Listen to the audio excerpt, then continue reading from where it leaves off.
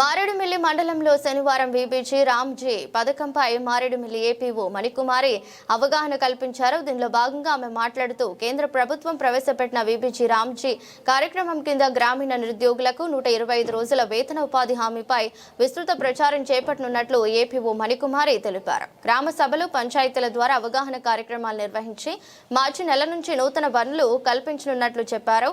పారదర్శకంగా వేతన చెల్లింపులు జరిగేలా చర్యలు తీసుకుంటామని వెల్లడించారు. అలాగే సాంకేతిక పరిజ్ఞానంతో శక్తివంతం. మరి ఇది వికసిత భారత జీరామ్జీల అంశాలు. మరి మనకు ఒక షెడ్యూల్ ఒకటి పంపించారు 6 వారాలకు సంబంధించి విబిజీ రామ్జీ ప్రోగ్రామ్స్ 6 వారాలకు సంబంధించి. మొదటి వారం అపోహ, మరి విఎస్ వాస్తవ ఉపాధి హామీ నుండి ఆస్తుల కల్పన వరకు మీడియాతో మాట్లాడడం అదే మండల స్థాయిలో నిర్వహించాలి.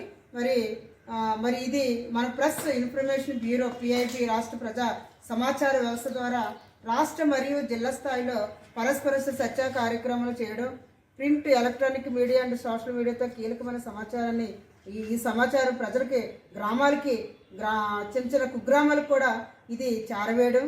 యొక్క విబిజీ రామ్జీ చట్టంలోని 125 రోజులు పనికి చట్టమైన హామీ, ఆలింపిక్స్ చెల్లింపుల నిబంధనలు, నిరుద్యోగ వృత్తి, పంచాయతీరాజ్ సంస్థల పాత్ర మొదలైన అంశాలపై ఒక పాంప్లెట్ పంపిణీ చేయడం, కొత్త చట్టం కింద చేపట్టిన పనుల జాబితా పంపిణీ చేయడం ఈరోజు యొక్క ప్రధాన అంశం.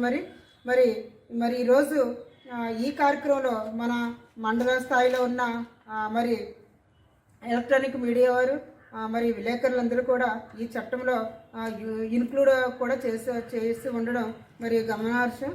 అయితే ఈ చట్టంలో మనకి 125 రోజుల కోసం ఈ ఎలక్ట్రానిక్ మీడియా ద్వారా 125 రోజులు ఉపాధి విబిజీ రామ్జీ చట్టంలో పనులు రోజులు 125 రోజులు పని కల్పించడం అనేది మరి ఇది ప్రజల్లోకి పంపించడం.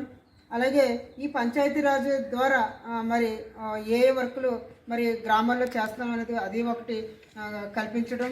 అలాగే ఆలస్య చెల్లింపులు, గతంలో అయితే మనకి చెల్లింపులు ఉండేవి. రేపు వచ్చే విబిజీ రామ్ చట్టంలో ఏప్రిల్ 1వ తారీఖు నుంచి ఈ చట్టం అమలవుతుంది, దీనికి స్టార్ట్ అవుతుంది. కాబట్టి దీంట్లో ఆలింపిక్స్ చెల్లింపులు ఉండవని, 15 రోజులకోసారి చెల్లింపులు జరుగుతాయని మరి ఈ చట్టంలో క్రోడీకరించడం జరిగింది.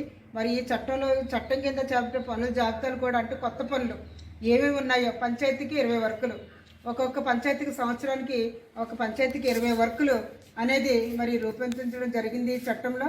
మరి 20 వర్కులు గాను మరి మండల స్థాయిలో ఉన్న వర్కులు అన్నీ కలిపి మొత్తం డిసిసి, ఎంసిసి అన్ని మొత్తం వర్కులన్నీ కలిపి మరి పంచాయతీకి 20 వర్కులు ఇవ్వడం జరిగింది.